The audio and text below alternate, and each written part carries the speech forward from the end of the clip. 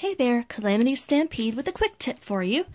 I whipped up this cute little thank you gift and I made a tag to go with it.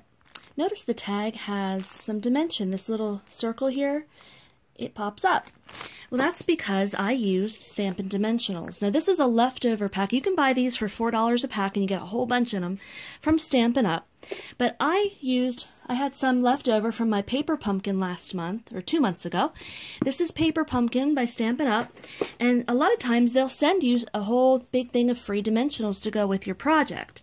And I always have leftovers, which is a wonderful thing because I use these and, you don't have to buy them as often. But here's the thing, you notice the ends. You have a lot of leftover stuff here at the ends. Here's some other examples, right? Well, a lot of people, when they get to this point, they throw them away. Don't throw them away. Take some scissors, snip off the ends, snip, snip, and you'll get a little oblong kind of strange piece, but that's okay. It still works the same. So we're going to take our little circle, and we will stick on our dimensional, and it's okay that it's not circular. Right? It doesn't matter because nobody's going to see it. We're going to stick that puppy on there. Boom, there we go.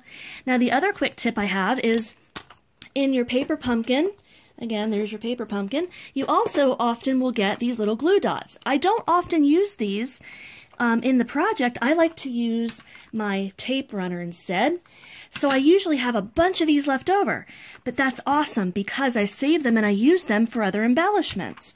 So see, I have some little flower embellishments here, and all I do is I'm going to use these on the flower embellishments to make my tag even prettier, and I'll stick them like that. I'll probably do 3 because I tend to like to do things in 3s. And there you go. So if you have Paper Pumpkin every month, don't get rid of your extras.